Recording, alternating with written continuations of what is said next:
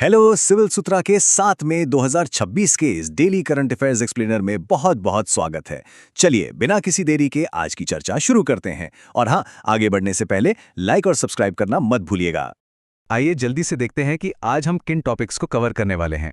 हमारी आज की इस चर्चा को 4 खास हिस्सों में बांटा गया है। पहला है हेल्थ और डिजीज के बेसिक फंडामेंटल्स, दूसरा है इंफ्रास्ट्रक्चर और टेक्नोलॉजी से जुड़े माइलस्टोन्स, तीसरे में हम बात करेंगे डिफेंस, लॉ और पॉलिटिक्स की, और आखिर में आर्ट्स, कल्चर और स्पोर्ट्स से जुड़ी अहम खबरें। तो चलिए सीधे चलते हैं हमारे पहले सेक्शन की तरफ, health and disease fundamentals. Competitive exams की तैयारी में सबसे बड़ी सिरदर्दी क्या होती है? बीमारियों का नाम याद रखना, राइट? लेकिन आज के बाद ये टेंशन खत्म। इन मज़ेदार निमोनिक्स यानी ट्रिक से ये सब हमेशा के लिए दिमाग में छप जाएंगे। जैसे बैक्टीरियल बीमारियों को याद रखने की ट्रिक है, पंडित का टिक न्यू है सगी बैक्टीरिया, यहाँ प से प्लेग और डी से डिप्थीरिया तुरंत क्लिक कर जाएगा। इसी तरह वायरस के लिए बस इतना याद रखिए, रचना हमें पानी दो जरा सा, ये ले विश। प्रोटोजोआ के लिए फनी सी लाइन है, पापा काम पे सोते हैं। और फंगी के लिए काला दामाद खाए फ्रूट। सच मानिए ये ट्रिक सिर्फ मजेदार ही नहीं है, बल्कि एग्जाम हॉल के प्रेशर में सही आंसर रिकवर करने का एकदम अचूक तरीका है।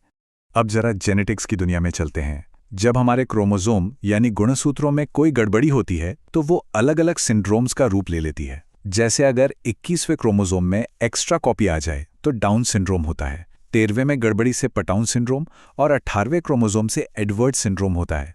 वहीं क्लाइनफेल्टर सिंड्रोम में एक एक्स्ट्रा एक्स क्रोमोसोम आ जाता है और टर्नर सिंड्रोम में एक एक्स क्रोमोसोम कम हो जाता है। इस तरह पॉइंट टू पॉइंट याद रखने से चीज़ें लंबे समय तक दिमाग में टिकी रहती हैं। अब बढ़ते हैं हमारे दूसरे सेक्शन की ओर, infrastructure and tech milestones. 16 crore ton, ये कोई छोटा मोटा नंबर नहीं है। फाइनेंशियल ईयर 2026 में गुजरात के दीनदयाल पोर्ट ने इतनी भारी मात्रा में कार्गो हैंडल करके पूरे देश में नंबर 1 स्पॉट हासिल कर लिया है। पारादीप पोर्ट अब इससे पीछे छूट गया है। ये असल में हमारे देश की तेजी से बढ़ती लॉजिस्टिक पावर का एक बहुत बड़ा सबूत है। इंफ्रास्ट्रक्चर की बात हो रही है तो रेलवे को कैसे भूल सकते हैं। यहां एक बहुत बड़ा गेम चेंजर सामने आया है। इंडियन रेलवे ने 1506 किलोमीटर लंबे वेस्टर्न डेडिकेटेड फ्रेट कॉरिडोर का काम पूरा कर लिया है, जो महाराष्ट्र के जेएनपीटी से यूपी के दादरी तक जाता है। दिलचस्प बात यह है कि इसे जापान की जाइका द्वारा फंड किया गया है। दूसरी तरफ हमारा ईस्टर्न कॉरिडोर लुधियाना से बिहार के सोननगर तक 1337 किलोमीटर लंबा है। ये दोनों कॉरिडोर्स मिलकर देश में माल ढुलाई की पूरी तस्वीर बदलने वाले हैं। अब इंटरनेट कनेक्टिविटी के मामले में मेघालय ने जो किया है वो वाकई कमाल है। उन्होंने सीधे सैटेलाइट इंटरनेट के लिए स्टारलिंक इंडिया के साथ हाथ मिला लिया है। होता क्या है कि बारिश या तूफान में ऑप्टिकल फाइबर अक्सर धोखा दे जाते हैं, लेकिन अब 42,000 लो अर्थ ऑर्बिट सैटेलाइट्स का इस्तेमाल करके एक ऐसा इंटरनेट नेटवर्क तैयार किया जा रहा है जिस पर किसी भी आपदा का कोई असर नहीं होगा, एकदम फास्ट और रिलायबल। चलिए अब रुक करते हैं हमारे तीसरे सेक्शन का, डिफेंस, लॉ और पॉलिटिक्स। जनवरी 2026 के आखिरी कुछ दिन काफी हलचल से भरे रहे। 26 जनवरी को यूजीसी बिल 2026 को लेकर पूरे देश में विरोध प्रदर्शन देखने को मिले। फिर ठीक अगले दिन यानी 27 जनवरी को भारत और यूरोपियन यूनियन के बीच एक बहुत ही अहम फ्री ट्रेड एग्रीमेंट पर मोहर लगे। और इसके तुरंत बाद 29 जनवरी को सुप्रीम कोर्ट ने यूजीसी इक्विटी रेगुलेशंस 2026 के लागू होने पर रोक लगा दी। एक के बाद एक कई बड़े इवेंट्स यहां देखने को मिले। इन सब खबरों के बीच एक बहुत ही गहरा और मॉडर्न सवाल खड़ा होता है, क्या इंसाफ करने के लिए हम आर्टिफिशियल इंटेलिजेंस पर भरोसा कर सकते हैं? सोचिए जरा इस बारे में। और इसी सवाल का जवाब देते हुए गुजरात हाईकोर्ट ने एक बड़ा फैसला सुनाया है। अदालत ने न्यायिक कामकाज, दलीलें पेश करने या फैसले लिखने में एआई के इस्तेमाल पर पूरी तरह बैन लगा दिया है। वजह बहुत साफ है, एआई में इंसानों जैसी सहानुभूति और लॉजिक नहीं होता। वो गलत जानकारी यानी हेलुसिनेशन का शिकार हो सकता है।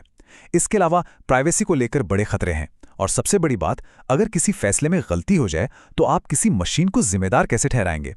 न्याय में मानवीय संवेदना का होना सबसे जरूरी है। लेकिन वहीं दूसरी तरफ एक बड़ा अजीब सा कॉन्ट्रास्ट देखने को मिलता है।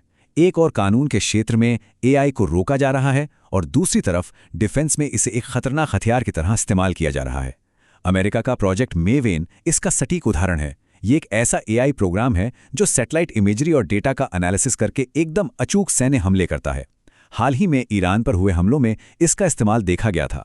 ये टारगेट पहचानने से लेकर उसे खत्म करने तक का एक पूरा एआई सिस्टम है। डिफेंस की बात चली है तो मिडिल ईस्ट के मिलिट्री ऑपरेशंस को समझना भी जरूरी है। यहाँ दो अलग अलग ऑपरेशन एक साथ चल रहे हैं। ऑपरेशन लायन रॉयर ईरान के खिलाफ इजराइल का सैन्य अभियान है और इसी के parallel operation epic fury America द्वारा ईरान के खिलाफ चलाया जा रहा अभियान है। आइए अब बढ़ते हैं हमारे आखिरी सेक्शन की तरफ, आर्ट्स, कल्चर और स्पोर्ट्स। लिटरेचर की दुनिया में हाल ही में 2 शानदार किताबें आई हैं। पहली है टी.एम. कृष्णा की we the people of India. ये किताब हमारे राष्ट्रीय प्रतीकों, राष्ट्रगान और संविधान की प्रस्तावना से जुड़ी ऐतिहासिक बहसों की बहुत ही गहरी पड़ताल करती है। और दूसरी किताब है विश्वगुरु श्रीला प्रभुपाद, जो एक जाने-माने आध्यात्मिक गुरु की बायोग्राफी है, जिसे हाल ही में गुजरात के मुख्यमंत्री ने लॉन्च किया है। सिनेमा लवर्स के लिए भी खबर है। नई दिल्ली में चेतक स्क्रीन अवार्ड्स 2026 ने सिनेमाई दुनिया के दिग्गजों को सम्मानित किया। आदित्य धर ने अपनी फिल्म धुरंधर के लिए बेस्ट डायरेक्टर का अवार्ड जीता। वहीं रणबीर सिंह को बेस्ट एक्टर और यामी गौतम को बेस्ट एक्ट्रेस का अवार्ड मिला। और हाँ, बेस्ट फिल्म का बड़ा खिताब गया है फिल्म होमबाउंड के नाम। अब बात स्पोर्ट्स की। फुटबॉल के मैदान से खबर है कि मालदीव में हुए साउथ एशियन फुटबॉल फेडरेशन यानी सैफ अंडर 20 चैंपियनशिप 2026 का फाइनल मुकाबला बांग्लादेश ने जीत लिया है। उन्होंने भारत को पेनल्टी शूटआउट में 4-3 के बेहद करीबी स्कोर से हराया। भले ही वो मैच हार गए हों, लेकिन हमारे कई एथलीट्स ने दुनिया भर में इतिहास रचा है। अरुणाचल प्रदेश की रूपा बायर ताइक्वांडो की पुमसे कैटेगरी में ग्लोबल लेवल पर 5वीं रैंक हासिल करने वाली पहली भारतीय बन गई हैं।